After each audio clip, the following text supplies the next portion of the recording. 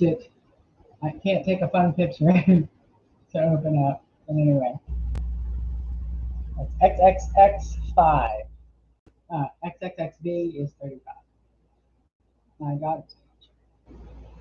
It was here that we saw again the Grand Master of the King's household, in whose castle Joan was guest when she tarried at Chinon in those first days for coming out of her own country.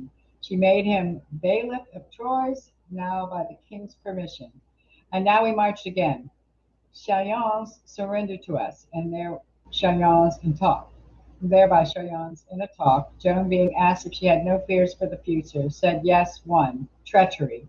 Who could believe it? Who could dream of it? And yet, in a sense, it was prophecy. Truly, man is a pitiful animal. We marched, marched, kept on marching, and at last, on the 16th of July, we came in sight of our goal and saw the great cathedral tower of Reims rise out of the distance. Huzzahs after huzzah swept the army from van to rear. And as for Joan of Arc, there where she sat, her horse gazing, clothed all in white armor, dreamy, beautiful, and in her face a deep, deep joy, a joy not of earth. Oh, she was not flesh. She was a spirit. Her sublime mission was closing in flawless triumph. Tomorrow she could say, "It is finished. Let me go free."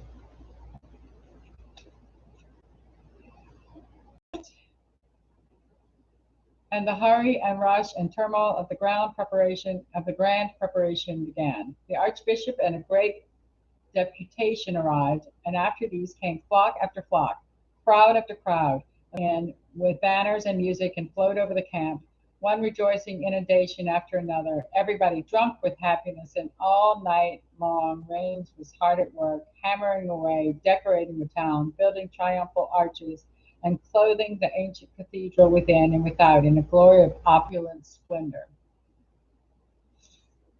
We moved betimes in the morning. The coronation ceremonies would begin at 9 and last 5 hours. We were aware that the garrison of English and Burgundian soldiers had given up all thought of resisting the Maid, and that we should find the gates standing hospitably open and the whole city ready to welcome us with enthusiasm. It was a delicious morning, brilliant with sunshine, but cool, and as it uncoiled from its lair fold by fold and stretched away on the final march of the peaceful coronation campaign. Joan, on her black horse, with the lieutenant general and the personal staff grouped about her, took post for a final review and a goodbye, for she was not expecting to ever be a soldier again, or ever serve with these or any other soldiers any more after that day.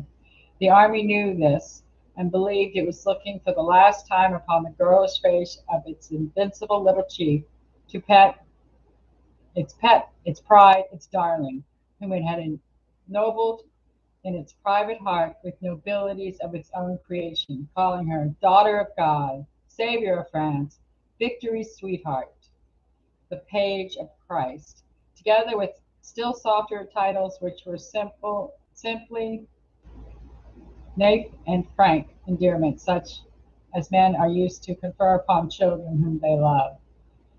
And so one saw a new thing now, a thing bred of the emotions that was present there on both sides.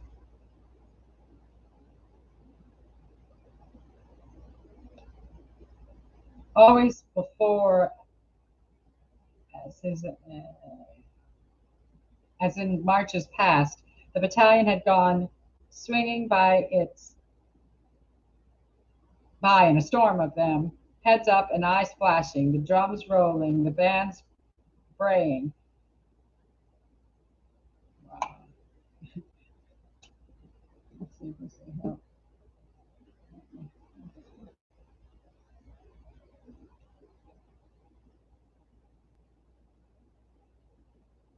But for one impressive sound,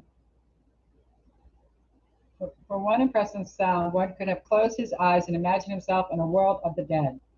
That one sound was all that visited the ear in the summer stillness. Just that one sound, the muffled tread of the marching host. As the serried, Serried,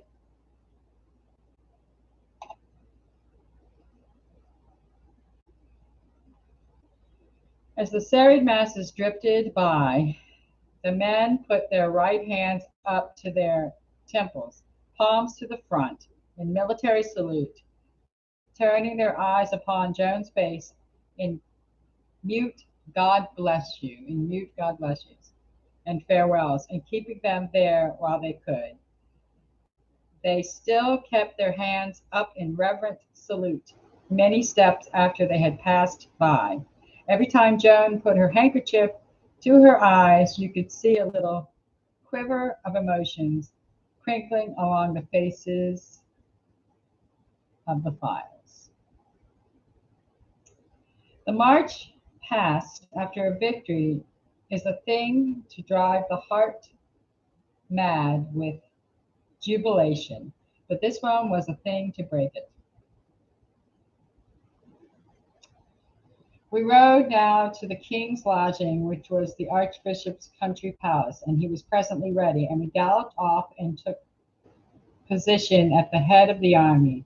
By this time, the country people were arriving in multitudes from every direction and massing themselves on both sides of the road to get sight of Joan, just as just as he had been done, just as had been done, just as had been, not just every day since our first day's march.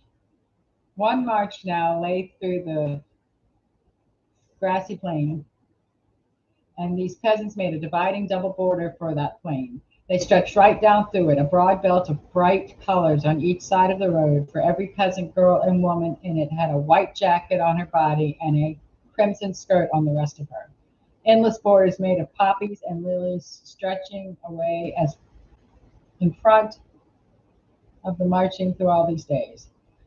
Not a lane, L-A-N-E, not a lane between multitudinous flowers standing upright on their stems. No, these flowers were always kneeling, these human flowers with their hands and faces lifted toward Joan of Arc, and the grateful tears streaming down. And all along, those closest to the road hugged her feet and kissed them and laid their wet cheeks fondly against them. I never during all those days saw any of either sex stand while she passed. Not any man kept not any man keep his head covered. Afterwards, in the great trial, these touching scenes were used as a weapon against her. She had been made an object of adoration by the people, and this was proof that she was a heretic, so claimed the unjust court. As we drew near the city, the curving long sweep of ramparts and towers was gay with flowering flags and black with masses of people, and all the air was vibrant with the crash of artillery and gloomed with drifting clouds of smoke. We entered the gates in state and moved in procession through the city, with all the guilds and industries in holiday costume marching in our rear with their banners, and all the route was hedged with a huzzalang crush of people. That's a neat word. Huzza. Oh, that's not the word. Again, he's using the huzzahing, huzzah, huzzah. He really likes huzzah. I guess they must have said huzzah back then.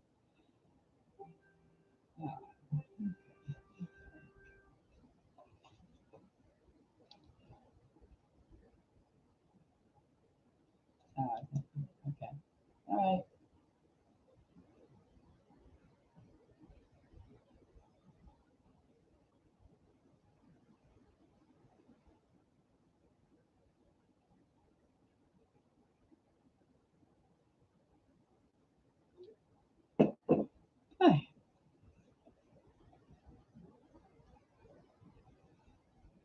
I have to finish the huzzah.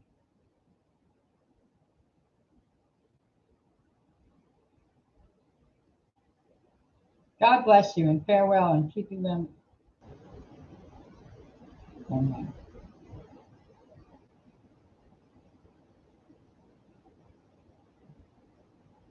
There it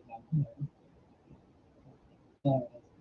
The huzzaing crush of people, and all the windows were full, and all the roofs, and from the balconies hung costly stuffs of rich colors, and the wavering of handkerchiefs, seen in perspective through a long vista, was like a snowstorm.